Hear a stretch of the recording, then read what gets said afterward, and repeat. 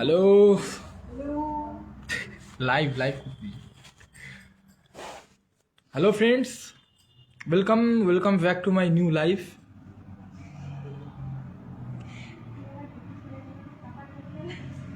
हाँ কি হয়েছে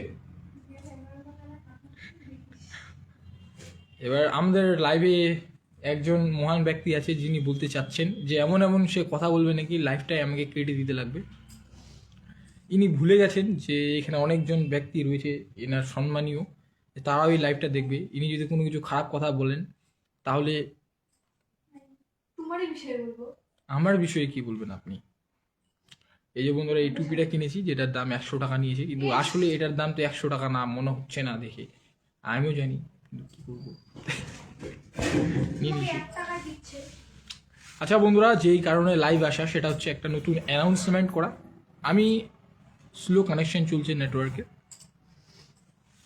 আমি এর আগের একটা ভিডিও যে ছিল সেখানেও লাইভ করেছিলাম, সেখানে আমি বলেছিলাম তোমাদেরকে যে আমি বিগত কিছুদিন ধরে এই ফেসবুক পেজটাতে আমি কোনো রকমের কন্টেন্ট আপলোড করব না, কিন্তু আমি ভাবছি যে কেন আপলোড করব না, সেটার যে মেন মোটিভ বা মেন কারণ সেটা রয়েছে যে আমি 20 থেকে 25 দিন আমি এক গীতা বই কিনেছি, যেটার দ্বারা আমি প্রতিদিন সেই গীতার যে শ্লোকগুলো রয়েছে সেই শ্লোকগুলোকে পড়বো এবং নিজে নিজে উপলব্ধি করার চেষ্টা করব যে আমাদের লাইফটা কি করা উচিত বা কিসের জন্য আমাদের এই লাইফটা দিয়েছেন ভগবান। আমি খুব ছোটোবেলায় যখন ছিলাম, আই থিঙ্ক 12 থেকে 13 বছর যখন আমার বয়স, তখন আমার বাবা আমাকে বলেছিল যে তুই গীতা পড়। খুব জোর করে সেই গীতা পড়াতেন এবং সেই ভিডিওগুলো আমি ইউটিউবে আপলোড করতাম, যেগুলো আমার পুরানো দিনের স্মৃতি হয়ে রয়েছে এখনও, যেখানে আমি গীতা পড়তাম, নামহট্ট এবং মন্দির এইসব জায়গাগুলোতে ঘুরতাম। তো সেখান থেকে আমি অনেক কিছু শিখেছিলাম আমার লাইফের সম্পর্কে, এবং মাঝে আমি সেই গীতা পড়া বন্ধ করে দিই এবং এই সব কন্টেন্টস থেকে বার হয়ে একটা নিজের পার্সোনাল আইডেন্টিফাই এবং নিজের কন্টেন্ট বানানো শুরু করি, এবং যেগুলোতে আমি কোনো রকমের কোনো কিছুই শান্তি পেতাম না যে কীরকম করা যায় কি করা যায়। কিন্তু যখন আমি এই গীতা নিয়ে ভিডিও বানাতাম তখন একটা আলাদাই শান্তি ছিল, এবং আমার লাইফে বর্তমান সময়ে সেই শান্তিটা আবার হারিয়ে গিয়েছে।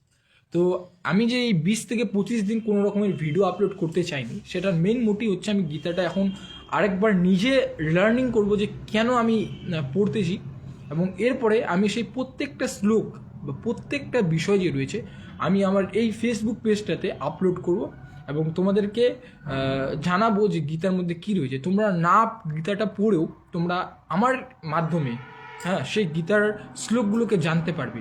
এই জন্যই তোমরা আমার এই সিরিজটাকে ফলো করতে পারো, যে সিরিজটার নাম দেওয়া যেতে পারে, তোমরা আমাকে কমেন্ট করে জানাও যে কি নাম দেওয়া যায়। ব্লগ আমি এখান থেকে লাইভটা এন্ড করে দিব, কারণ এটা আমার অ্যানাউন্সমেন্ট ছিল যে আমি আমার এই ফেসবুক পেজটাতে প্রতিদিন সকাল 8টা নালে রাত 8টায় একটা যে কোনো নির্দিষ্ট টাইম বানাবো। সেই টাইমের মধ্যে আমি প্রতিদিন একটা করে গীতার শ্লোক বা